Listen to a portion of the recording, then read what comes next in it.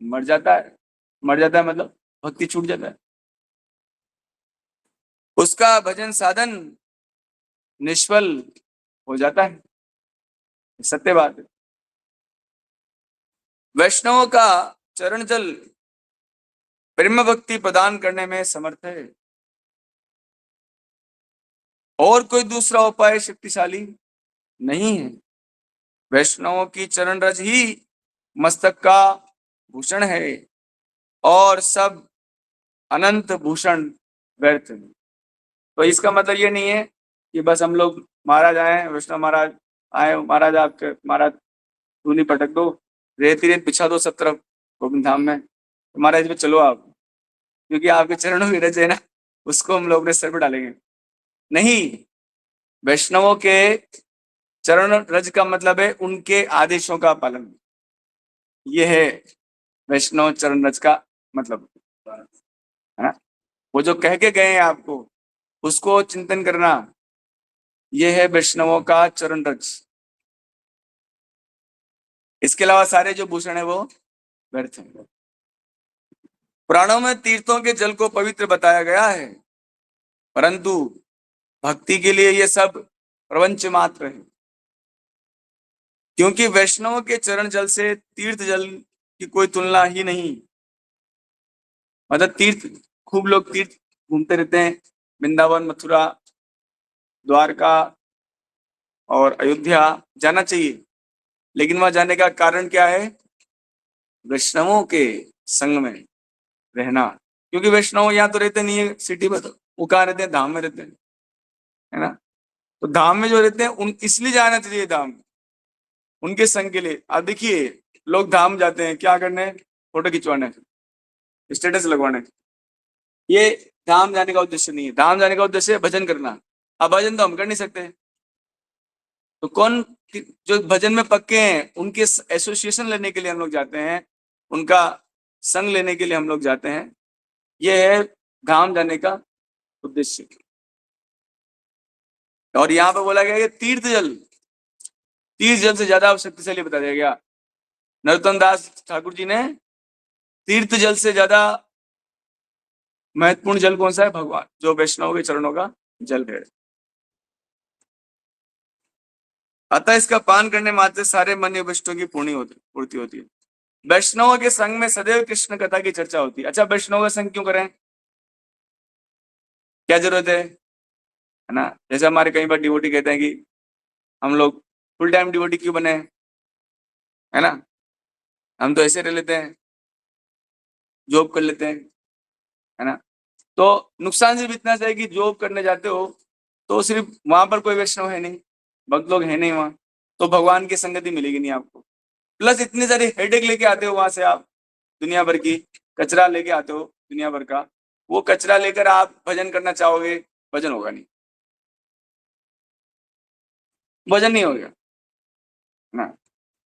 तो इसलिए जरूरत है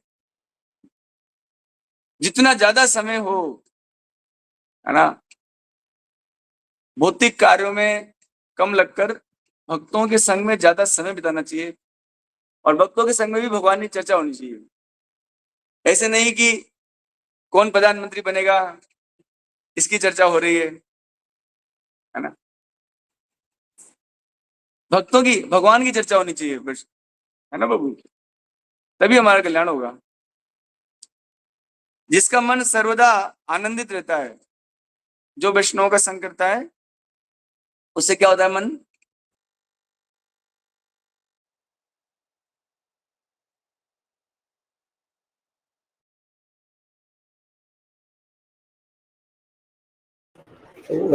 वैष्णव कौन सॉन्ग कौन सा था? कह रहे हैं। नरोत्तम दास ठाकुर जी क्या कर रहे हैं? क्यों रो रहे हैं? पैसा नहीं इसलिए रो रहे हो? हैं? आपकी जो इज्जत जो है वो चली गई, क्यों रो रहे हो? मान प्रतिष्ठा चली गई? नहीं, नरोत्तम दास ठाकुर इसलिए रो रहे हैं, ये स्थितियां क्यों नहीं प्राप्त हुई मुझे, ये स्थितियां मुझे प्राप्त क्यों नहीं हुई। वैष्णव का संग मिला मुझे, और वैष्णव के संग में एक चीज जरूर करनी चाहिए, पूरी सेवा। तभी आपको उनसे, उनके हृदय की जो धन है वो आपको स्वतः ही मिल जाएगी, नहीं तो नहीं मिलेगी। अगर कोई वैष्णव चाहे भी कि नहीं नहीं नहीं इन पे कृपा नहीं करनी है, तो भी कृपा होगी, वो उनके भी बस में नहीं है, वो जाएगा ही कृपा। इसलिए वैष्णवों के संग में रहकर हमें उनकी सेवा करनी चाहिए और निंदा नहीं करनी चाहिए। क्या करनी चाहिए? सेवा करनी चाहिए, सबकी सेवा करनी चाहिए। अच्छा, सेवा का क्या क्या है चीज, क्या कोई खास चीज है, खतरनाक चीज है सेवा? नहीं। अगर आप कुछ भी सेवा नहीं कर सकते तो उनको प्रसाद सर्व करने से सब चीजें चली हो जाती है, सिर्फ उनको प्रसाद देने से। हम लोग सबको फॉलो अप करते हैं, सबको प्रसाद देते हैं, वैष्णवों को नहीं देते हैं, भक्तों को नहीं देते हैं। दीजिए, उनको दीजिए कि पूज्य आपके लिए प्रसाद। एक भक्तिनोद ठाकुर का भजन आता है, उसमें कहते हैं कि प्रसाद सेवा से सारे प्रपंच खत्म हो जाते हैं, इसलिए प्रसाद सेवा बहुत इंपॉर्टेंट है ना। ड्रम भर के मीठा प्रसाद रखना चाहिए यहाँ पे, और पीपा भर के भी नहीं, ड्रम भर के, ताकि तुरंत प्रसाद दिया जाए। और कह रहे हैं नरोत्तम दास, मेरे धैर्य की सीमा टूट रही है। मेरे धैर्य की सीमा क्यों टूट रही है? मेरे धैर्य की सीमा, है ना, इसलिए इसलिए टूट रही है क्योंकि ये सब मुझे नहीं मिल रहा, मुझे वैष्णव का संग नहीं मिल रहा, मुझे उनके चरणों का चरण रज नहीं मिल रहा। चरण रज क्या होता है?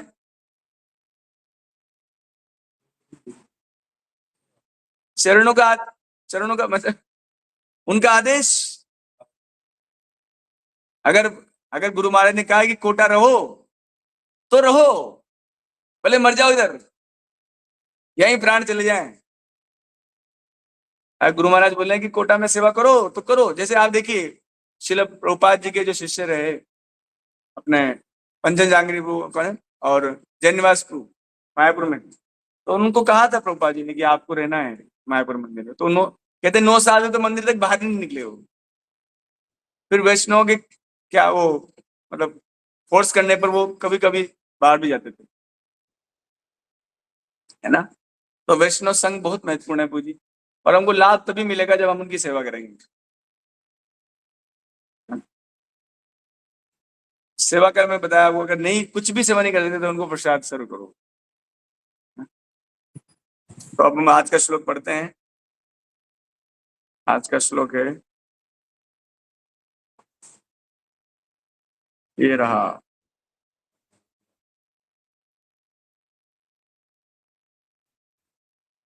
यह है तीसरे स्कंद का 9वां अध्याय, तीसरे स्कंद का 9वां अध्याय श्लोक नंबर 16।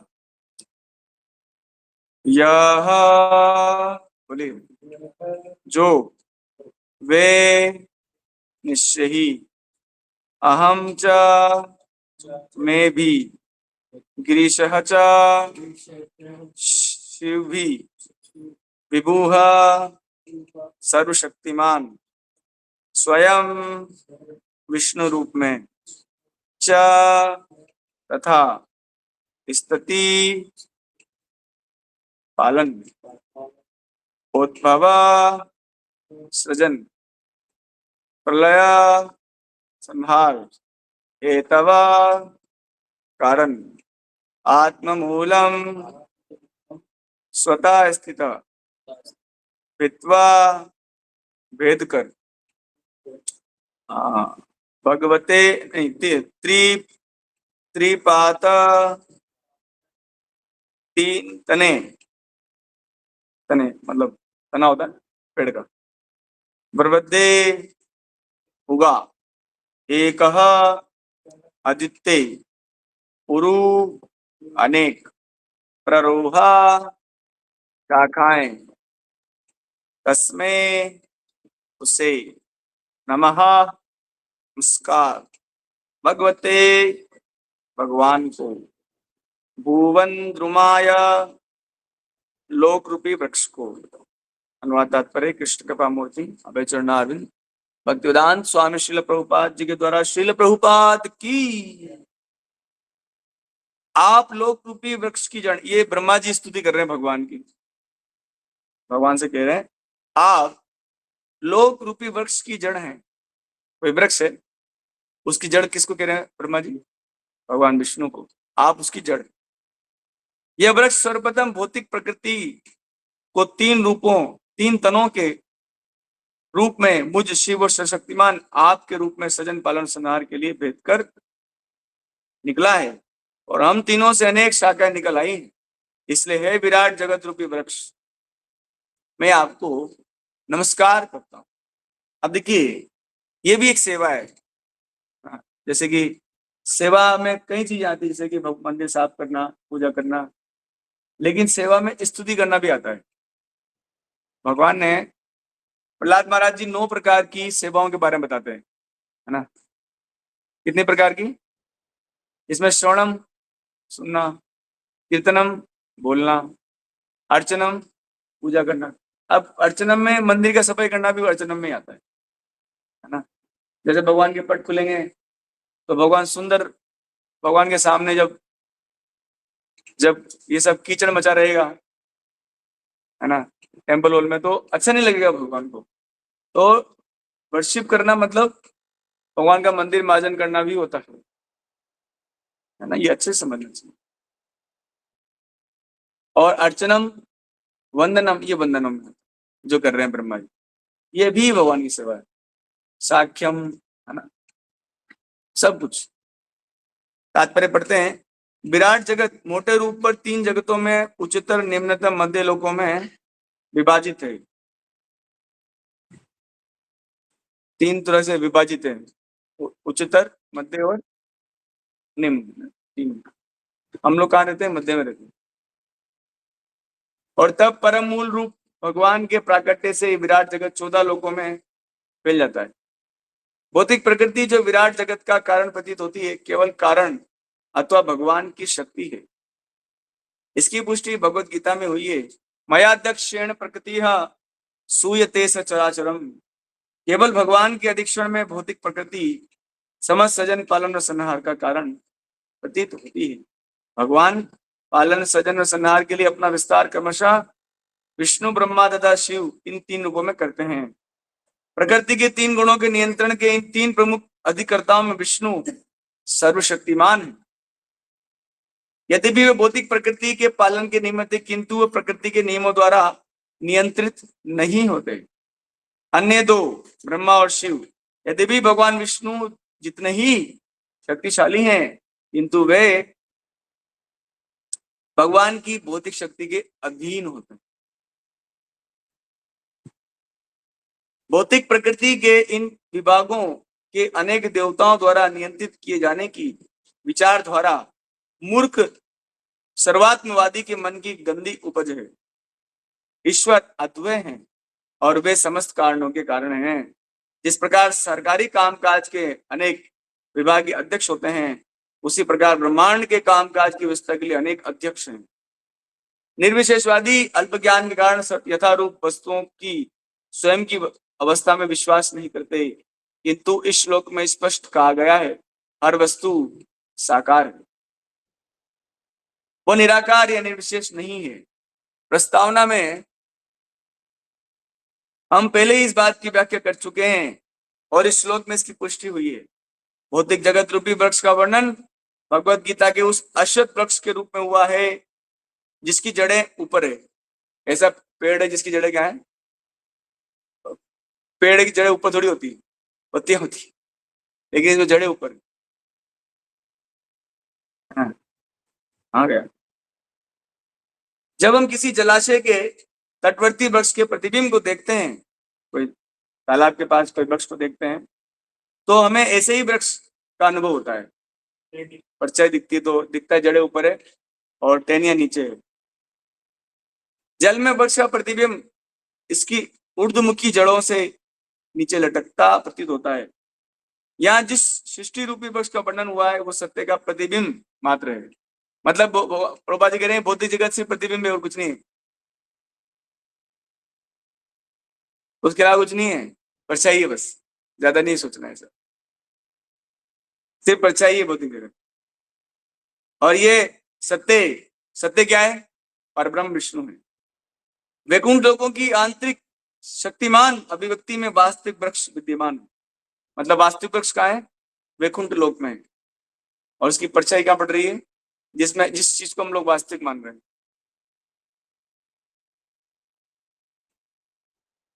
भौतिक प्रकृति में प्रतिबिंबित वृक्ष किसी वास्तविक वृक्ष का प्रतिबिंब मात्र है। निर्विशेषवादियों के सिद्धांत की ब्रह्म समस्त विविधताओं शून्य होता है, झूठा है। वो कहते हैं कि भगवान जो है परब्रह्म में शून्य है। अब शून्य है तो उसमें कुछ विविधता है क्या? क्वालिटी है क्या? नहीं है। शून्य का तो कोई क्या है? शून्य शून्य कुछ नहीं है उसमें। तो कुछ लोग भगवान को ऐसे बोलते हैं, निर्विशेषवादी, शून्यवादी। और प्रभुपाद जी का तो यही काम है। प्रभुपाद जी के पढ़ामत में भी है, निर्विशेषा शून्यवादी पाश्चात्य देश तारिणी। हाँ, क्योंकि भगवत गीता में वर्णित प्रतिबिंब वृक्ष असली वृक्ष के प्रतिबिंबित होने के बिना विद्यमान नहीं रह सकता। असली वृक्ष आध्यात्मिक प्रकृति के नित्य अस्तित्व में स्थित रहता है, जो दिव्य विविधताओं से पूर्ण है। वहां बहुत सारी वैरायटीज हैं। वैरायटीज मतलब जैसे कि हम लोग बोले कि हमारे पास कितने प्रकार के फ्रूट्स हैं, ज्यादा 50 प्रकार के, तो वहां पर 50 लाख 50 करोड़ 50 अरब प्रकार के फ्रूट्स इतने। हमारे पास कितने प्रकार की दालें हैं, वहां पर अरबों तरह की दालें हो सकती है। हमारे पास क्या है? हमारे वेराइटीज कुछ नहीं है।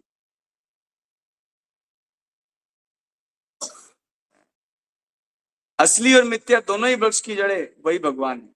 लेकिन मतलब असली वृक्ष जो कि आध्यात्मिक लोक में है, उसकी जड़ भी भगवान है, और भौतिक जगत उसकी भी जड़ भगवान।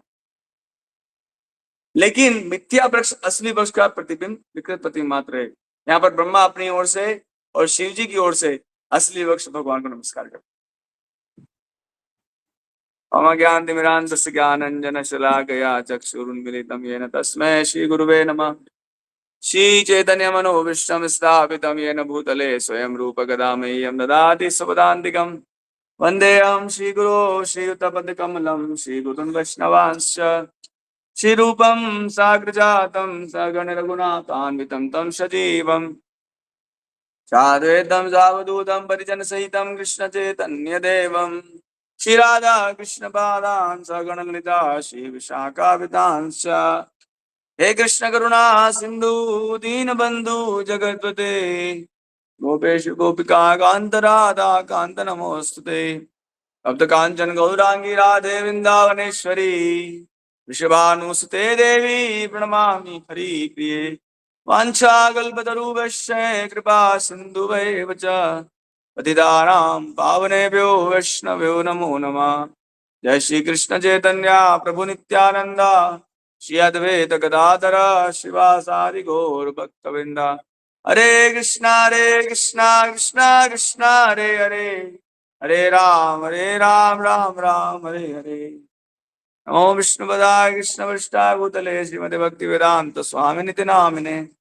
नमस्ते सारस्वते देवे गौरवाणी प्रचारिणे निर्विशेष शून्यवादी पाशाद देश तारिणे। हरे कृष्णा।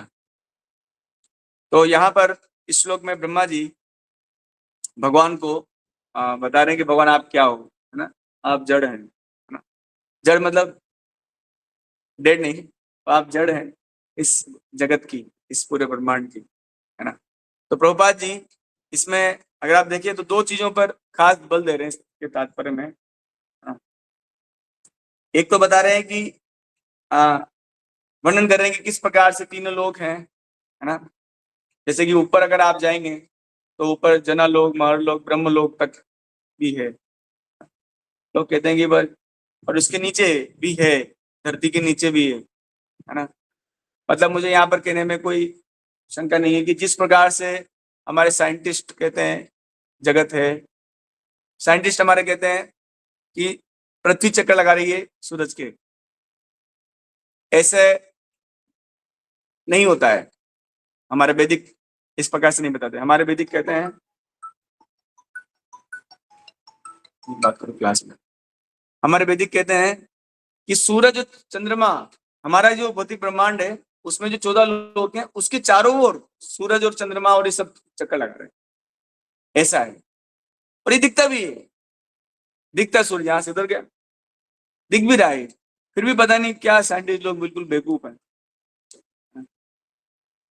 और उसी में 14 लोग हैं, है ना, ऊपर 7 है, नीचे 7 है ना, नीचे तलातल रसातल पाताल, और वो एक जो है नरक वो अलग जगह पे है ना। तो हाँ, तो बता रहे हैं कि मतलब भगवान आपने सब बनाया है। एक बार ब्रह्मा जी ने पूछा, भगवान मैं कभी माया में ना पड़ जाऊं, इसके लिए बताइए आप क्या करूं। तो उन्होंने कहा कि चतुश्लोकी भागवतम है, मैं माया में ना पड़ जाऊं इसके लिए क्या करूं। तो उन्होंने बताया कि तुम याद करो कि सृष्टि कैसे बनी और मैंने सृष्टि कैसे बनाई, तो तुम्हें कभी अहंकार नहीं होगा और तुम कभी माया में नहीं पड़ोगे। जैसे कभी कभी हमको कर्ता का अहंकार हो जाता है कि हम सब कुछ कर रहे हैं, या हम मंदिर चला रहे हैं, या हम घर चला रहे हैं, या हम सिटी को चला रहे हैं, हम देश चला रहे हैं, है ना, सब कुछ चला रहे हैं। तो पहले ये जान लो कि शरीर कौन चला रहा है। इतना सा अगर हम जान लेंगे कि शरीर कौन चला रहा है तो सारा अहंकार खत्म हो जाएगा आप लोग एक बार में। इस शरीर को आप चला नहीं रहे हो, आपको पता लग रहा है, रात को सो जाते हो सांसें आप नहीं ले रहे, है ना। इसमें अगर आप देखोगे एक हार्ट है अंदर, वो पता नहीं चलता, भगवान ने उसका धड़कन थोड़ा, मैं कह रहा हूँ अगर भगवान चाहते तो जो हृदय की धड़कन को तेज कर देते तो आप बैठ ही नहीं पाते। भगवान ने उसको बहुत स्लो स्पीड पे रखा ताकि पता भी नहीं चल रहा कि हार्ट, लेकिन है उसके कारण ही सब चल रहा है। और उस हार्ट को आप नहीं चला रही है तो बात पक्का है, ना तो आपने उस पंप को स्टार्ट किया, ना आपके हाथ में उसको एंड करोगे। और भी सब कुछ हमारी बॉडी में एक भी चीज हम नहीं चला रहे, तो बॉडी ही हमारी नहीं चला रहे तो आप क्या दुनिया चलाओगे, है ना। तो इस प्रकार से हम समझ सकते हैं, अपने अहंकार को कम कर सकते हैं, भैया मैं कुछ नहीं हूँ, भगवान आपके कारण सब चल रहा है। और ये बात कभी कभी भगवान को कह भी देनी चाहिए, इसलिए ब्रह्मा जी तो कह रहे हैं कि भगवान आप ही सब हो, है ना, आप ही सब हो। अब देखो भगवान पृथ्वी जल वायु अग्नि आकाश बॉडी में है क्या, आप बनाते नहीं हो कुछ भी, ना जल बना सकते हो, बना सकते हो, पृथ्वी बना सकते हो, वायु बना सकते हो, कुछ भी बना नहीं सकते हम लोग। फिर भी कितना हमारे अंदर अहंकार है, देखो आप कितना कूट कूट के भरा है एक एक उसको ना, अगर जैसे किसी ने भरा हो, जैसे पकड़ पकड़ के डालो इसके अंदर अहंकार को, कूट कूट के डाल रखा है। तो ये विनम्रता है। हमारे गुरु महाराज कहते हैं कि विनम्रता का सही अर्थ क्या है। विनम्रता का सही अर्थ है कि भगवान की सर्वशक्तिमत्ता को स्वीकार कर लेना और अपनी दासता को स्वीकार कर लेना, यही विनम्रता है, असली विनम्रता,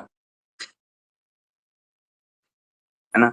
फिर अब देखो यहाँ पर ब्रह्मा जी शिव जी बता रहे हैं कि शिव जी और मैं खुद भी, मतलब प्रभुपाद जी लिख रहे हैं कि शिव जी ब्रह्मा जी ये दोनों भी भले ही भगवान के ही स्वरूप माने जाते हैं लेकिन प्रकृति के अधीन है।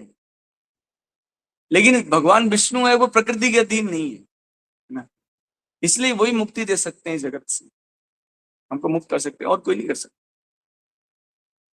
हालांकि ये चीज डाइजेस्ट नहीं होती कई बार लोगों की, स्पेशली जो शंकर जी के, भगवान शंकर के जो जो वो फॉलोवर हैं, और उनका वैसे वो फॉलोवर तो नहीं है, बस दिखावे के फॉलोवर है, फॉलो करते तो जो शंकर जी की बात मानते हैं, है ना, फॉलोवर थोड़ी ना है, ये तो ऐसे ही है बस, हाँ जय भोले करते रहेंगे, है ना, लेकिन शंकर जी की बात नहीं मानेंगे।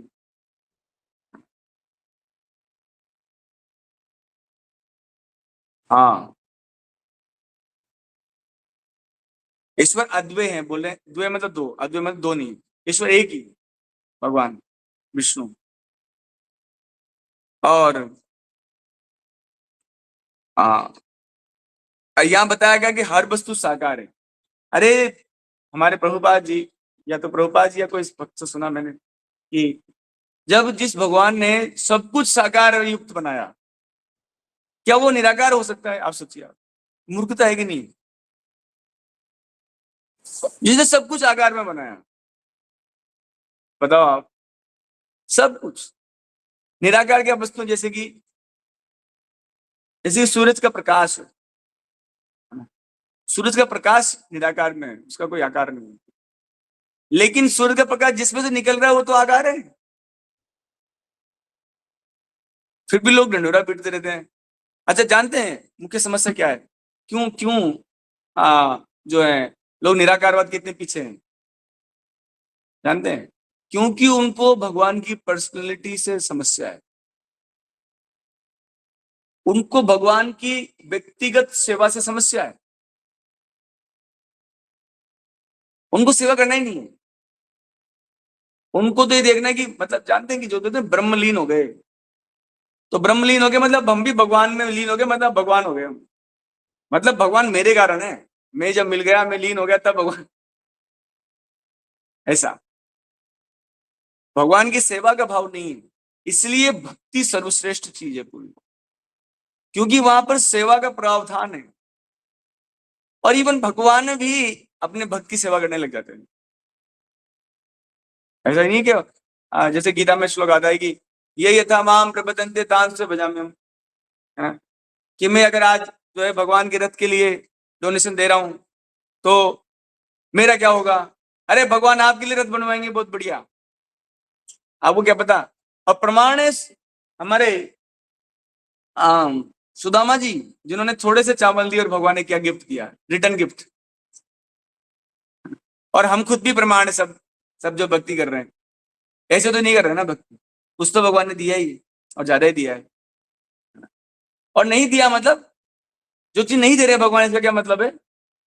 वो आपके लिए सही नहीं है, सही नहीं है आपके लिए।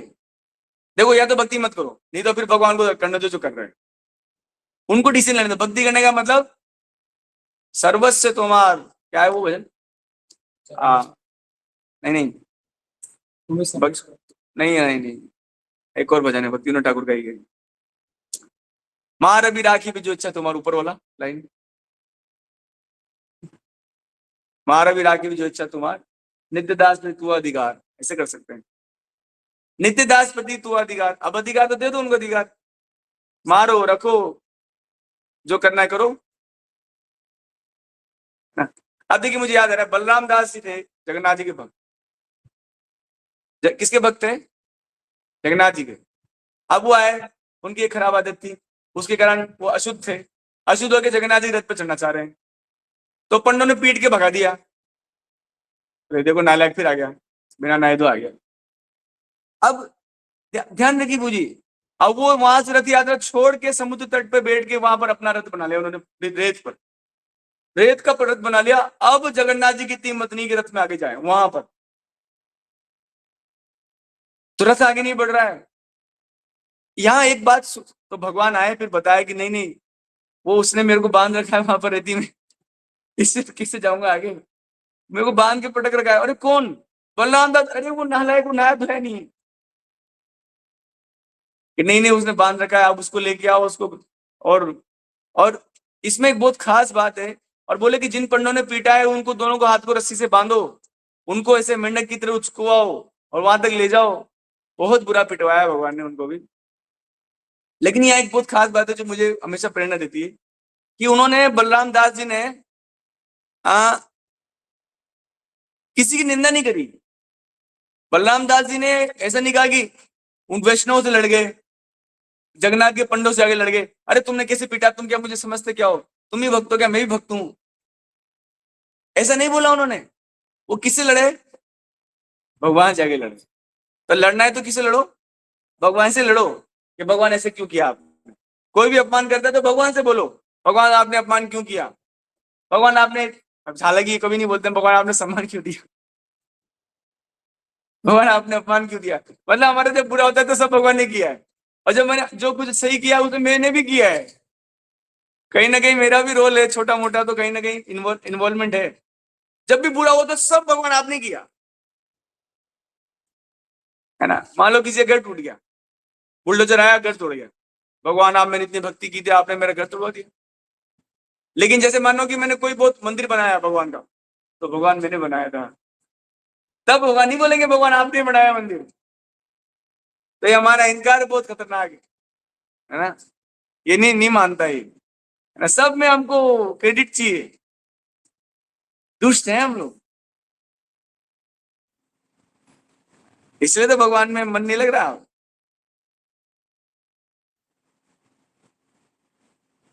कहाँ लिखा हुआ है? हाँ, अरे पापा जी कह रहे तात्पर्य में कि जड़ें, अब ये जो जगत है, भौतिक जगत जिसको हम देख रहे हैं, है ना, हम बहुत परेशान है यहाँ पर, है ना। सर्दी, अभी गर्मी में परेशान हो रहे हैं, है ना, फिर परेशान होंगे, फिर सर्दियां आएंगी, उसमें परेशान हो जाएंगे, फिर बरसातें आएंगी, अरे रोको बरसात रोको, बादल हटाओ, 6 दिन हो गए हट ही नहीं रहे यहाँ से, है ना, फिर परेशान हो जाएंगे, फिर अभी बीमारियों में परेशान हो जाएंगे, है ना, और आपसी संबंधों में परेशान हो जाएंगे। अरे तो ये समझना पड़ेगा, यहाँ अपना शीश महल मत बनाओ, यहाँ ये कोई ड्रीम लैंड नहीं है, ये डार्क लैंड है ना, ये खतरनाक स्थान है, भयानक स्थान है। यहां सुखी होने का प्रयास मत करो। अगर दुख मिले, कोई डांटे फटकारे, कोई निंदा करे, हाँ अभी ठीक है, ये वो स्थान है। अब आप तो कहोगे जेल में जाऊं और मुझे पिटाई भी नहीं हुए। अरे जेल में क्यों जाता है आदमी? पिटाई हो रही है उसकी। तो हम लोग सब जेल में हैं, आप तो समझ नहीं पा रहे हैं कहां पर है हम लोग। और यहाँ देखो हम लोग सोच रहे हैं यहाँ मुझे वो फैसिलिटी मिल जाए, है ना, बढ़िया एकदम मस्त हो जाए, आनंद हो जाए। अरे नहीं, सब जेल में है यहाँ पर। अब कोई सोचे प्रधानमंत्री जी अरे बढ़िया खुश है वो, अरे क्या बढ़िया है, वो भी परेशान है, जेल में है ना। अब जेल में कोई नेता हो गया है तो जेल में ही, सब तो जेल में ही है। और यहाँ के जेलर कौन है? दुर्गा, जय माता दी, दुर्गा जी है यहाँ के जेलर, दुर्ग। तो हम लोग यहाँ पर फंसे हुए हैं जीव, है ना, हमको यहाँ से निकलना चाहिए। और निकलने का एक ही मात्र तरीका है प्रभु, ठाकुर वैष्णव पदे अवनीरा सुसंपदे सुनी जा रहा एक मन होकर सुनो, सावधान से सुनो कि ठाकुर वैष्णव जो है भगवान के भक्त हैं, वही सुसंपद है, वही निकालेंगे आपको यहां से। बाकी सब तो फंसाएंगे। कैसे फंसाते हैं? ईको ब्याह हो रही हो, ऊको ब्याह हो रही हो, ईको मसालो आ रही हो, ईको बासन आ रही हो, इसे फंसाएंगे। 2 टावल कम दे दिए, हे भगवान, हाँ, ये तो फंसाएंगे यहाँ पर। भगवान के भक्त निकालेंगे, कैसे निकालते? ये अभी कभी कभी ना भक्त लोग, हर बार तो उत्सव है, अभी थोड़ी देर पे हमने हम लोग मनाया नरसिंह जयंती, फिर आ गया, फिर क्या आ गया, रथ यात्रा आ गया, फिर रथ यात्रा खत्म हुआ, फिर क्या आ गया, जन्माष्टमी आ गया, फिर जन्माष्टमी खत्म हो गया, फिर क्या, गीता जयंती आ गया, फिर ये आ गया, फिर वहां गुरु पूर्णिमा। अरे दिन रात पूरे साल ऐसे जिंदगी बिता देंगे तो बस भगवान मिल जाएंगे। पापा जी कहते थे 16 माला और 4 नियम, बस करो करो करो करो, निकलोगे, इस जगत से निकलोगे, पक्की बात है, बस करो पालन। और वो सिर्फ भगवान के भक्त होते हैं, वैष्णव होते हैं, वही इतना सामर्थ्य दे सकते हैं। अभी आप घर बैठ के करो 16 माला, जान निकल जाएगी। और नहीं निकले तो एक साथ धीरे धीरे कम हो जाएगा, बंद हो जाएगा। तो इसलिए ये बात समझिए कि हम लोग जेल में हैं या कोई, हाँ, कोई वो क्या है ना, कौन सा है, पूजिए इसको, माइक को म्यूट कीजिए उपेंद्र प्रभु, माइक म्यूट कीजिए आपका।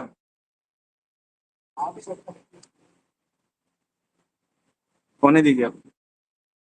तो ये बात बहुत महत्वपूर्ण है ना, प्रतिबिंब मात्र है, प्रतिबिंब है, उसमें ही हम लोग पागल हो रहे हैं, है ना। हमारा क्या प्रयास है, हम क्यों परेशान है? एक और मुझे याद आया प्रतिबिंब से कि एक बार एक छोटी सी स्टोरी है, फटाफट बोलता हूँ। एक बार राजा थे, उनकी एक रानी थी, उनके पास एक नेकलेस था, उन्होंने बहुत प्रेम से दिया, उनका बर्थडे था, एक कौवा आया, उनका नेकलेस ले गया रानी का, उड़ के एक पेड़ पर डाल दिया। सब लोग ढूंढ रहे हैं नेकलेस, ढूंढो उसको, हम लोग इस नेकलेस से 10 गुना ज्यादा बड़ा इनाम देंगे, ऐसा बताएंगे। सब लोग ढूंढ रहे, अब एक व्यक्ति को मिल गया नेकलेस, कहाँ? पानी में। वो पेड़ कहाँ था? पानी के पास था। अब वो क्या कर रहा है, उस नेकलेस को लेने के लिए पानी में हाथ डाल रहा है, अरे कहाँ है हाथ, कहाँ गया? फिर लगा रहा है, अरे कहाँ गया? ऐसे ही हम लोग कर रहे हैं, सुख दिख रहा है, अरे सुख, अरे कहाँ गया? सुख दिख रहा है, अरे कहाँ गया, अरे सुख यहाँ नहीं है, सुख तो परछाई में थोड़ी है, सुख तो उस पे है। यही हम सब कर रहे हैं। हम लोग कितनी बार भी इसको सुने लेकिन पता नहीं विश्वास ही नहीं होता इस बात पे।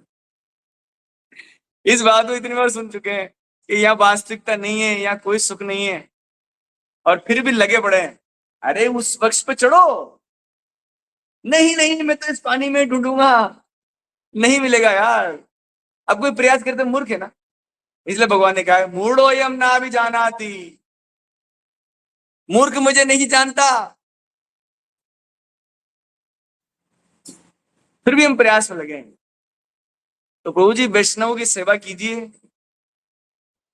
उसी से कल्याण। क्योंकि बोला है नरोत्तम दास ठाकुर जी भजन में बोले हैं, आश्रय जय भजे तार कृष्ण नहीं तजे और सब मरे आकार। आश्रय लेके जो भजन करते हैं उनको कृष्ण नहीं त्यागते हैं, बाकी सबका भजन व्यर्थ हो जाता है, छूट जाता है भजन, है ना।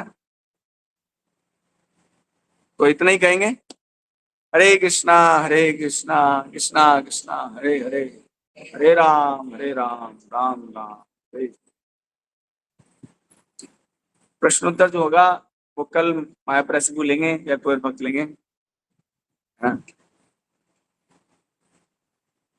फिर भी कोई प्रश्न हो तो बताइए।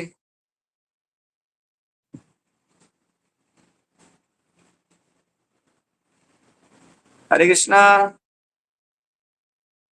ऑनलाइन में जो भक्त हैं, क्या किसी का कोई प्रश्न है? रवि कुमार सोनी प्रभु, इज देयर एनी क्वेश्चन?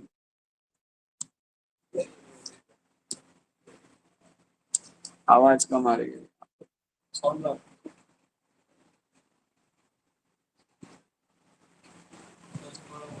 हाँ यस प्रभु, तो हमको अच्छे से भक्ति करनी है, वैष्णव की निंदा नहीं करनी है ना। हमको जो है, अगर किसी भक्त के बारे में आपको कहीं से अफवाह मिल रही है तो आप उन भक्त के पास जाइए, मुझे आपके बारे में अफवाह सुन रहा हूँ मैं, है ना, ये डाउट आ रहा है आपके आपके बारे में, आप क्लियर करो, है ना। क्योंकि अफवाहें बहुत सारी हो सकती है मुझे, लेकिन सच्चाई, ऐसे लोग इस्कॉन के लिए बहुत सारी अफवाह फैलाते हैं, आप सच मानते हो क्या? नहीं मानते ना। कृष्ण के लिए अफवाह फैला रही है, आप सच थोड़ी मानते। तो हमें ये समझना पड़ेगा अफवाहों का कोई मतलब नहीं है। अगर आपको किसी वैष्णव के बारे में कोई अफवाह फैलाई जाती है, आप उनके पास जाइए तो मुझे मैंने आपके बारे में ये सुना है, सच है क्या? सच होगा स्वीकार कर लेंगे, नहीं तो बोलेंगे नहीं वो सच तो नहीं है। और ये बहुत खतरनाक है, निंदा बहुत खतरनाक है, अफवाह बहुत खतरनाक है। ये वैष्णव के प्रति हमारे आदर को खत्म कर देता है, वैष्णव के प्रति हमारे आदर आदर सेवा भावना को खत्म कर देता है। इसलिए प्रशंसा जरूर कीजिए वैष्णव की, जितना मानो प्रशंसा कीजिए, है ना। ठीक है। हरे कृष्णा कृष्णा कृष्णा हरे हरे, हरे राम राम राम हरे। जगत गुरु श्रील प्रभुपाद की जय। जगन्नाथ स्वामी की जय। और प्रेमानंदे हरि हरि बोल।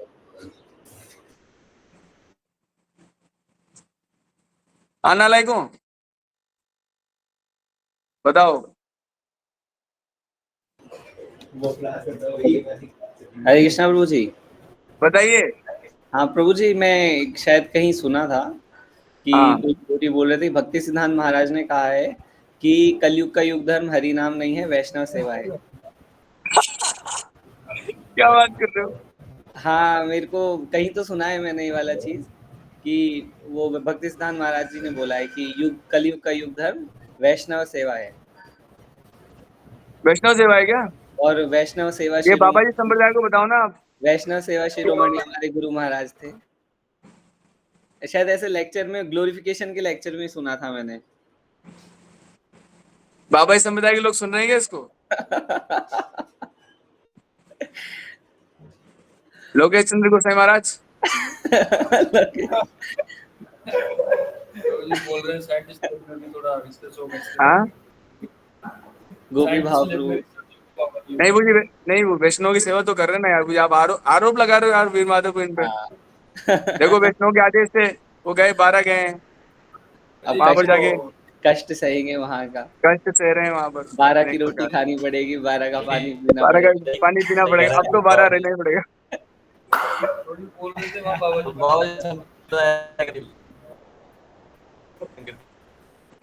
अरे आवाज नालायक, तो कट रही कोई थी। प्रश्न नहीं है क्या? प्रश्न तो नहीं बाबा जी संप्रदाय की तरफ से प्रभु, प्रश्न तो नहीं था, वो बस थोड़ा और मुझे जानना था। आपने बोला था ना कि हाँ अर्चनम, इसके अंदर मतलब ये क्या? अर्चनम का मतलब तो बस भगवान की वो पूजा करना होता है ना शायद। अर्चनम जो है उसको भगवान का जो डिटी वर्शिप होता है वो होता है ना अर्चनम। अर्चना में डीटी वर्शिप के साथ साथ टेम्पल टेम्पल को धोना भी होता है। अच्छा टेम्पल क्लीनिंग भी डीटी वर्शिप। प्रभु जी मुझे भी लेकिन एक प्रभु प्रश्न पूछना था। अच्छा अच्छा, हाँ चलो ठीक है। ये ब्राह्मण दीक्षा का क्या ऐसे प्रोसेस है? टेंपल के लिए संकीर्तन बताते हैं। ब्राह्मण दीक्षा लोग मिलेगी, थोड़ा टाइम बाद मिलेगी। थोड़ा टाइम बाद। हम तो वो कर रहे हैं ना प्रभु जी, डीटी सर्विस कर रहे हैं। डीटी सर्विस करने के लिए तो ब्राह्मण दीक्षा कोई बात कंपल्सरी। नहीं, जगन्नाथ जी दयालु हैं। अच्छा अच्छा, लगभग। कर्माबाई से ललित को तो ब्राह्मण नहीं थी। नहीं नहीं, मैं बस पूछ रहा था क्योंकि इस्कॉन में मतलब ऐसा स्टैंडर्ड है ना कि डीटी वर्शिप, डीटी कुकिंग के लिए नहीं नहीं, इतना स्टैंडर्ड नहीं करना है मुझे अपने को, नहीं तो सारी सेवा आपको करनी पड़ेगी फिर। अगर तो मान लो कि दिला किसी को ऐसा हुआ कि मुझे अरे ब्राह्मण देवता को बुलाओ, मतलब उसके लिए, मतलब भोग लगाने के लिए बार बार आपको बुलाएंगे, हाँ हाँ हाँ। लोड ज्यादा हो जाएगा प्रभु आपके ऊपर। लोड ज्यादा हो जाएगा। लोकेश प्रभु जाके कुकिंग करो, क्या बच्चे से कुकिंग करवा रहे हो आप? जाते हैं प्रभु, जाते हैं। ठीक है जी। हाँ। हरे और कृष्णा। प्रभु जी कब क्या कब यहाँ से लेना है? प्रो मतलब अभी 1.5 साल बाद, 2 साल बाद, कब?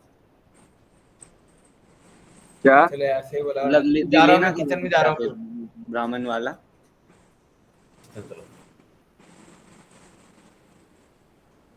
हरे कृष्णा प्रभु जी। हरे प्रभु जी ने क्यों?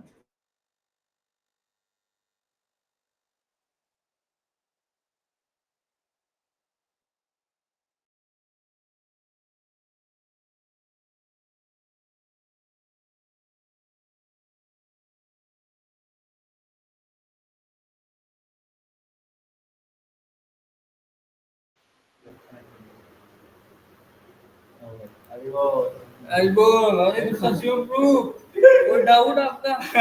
अभी तक क्लास खत्म भी नहीं हुई, डाउट भी नहीं आ रहा आपको। ठीक है, सब लोग चले गए, आप क्या कर रहे हो? ट्रेन है मेरी। हाँ, तो घर जाएंगे। अभी यहाँ से रात को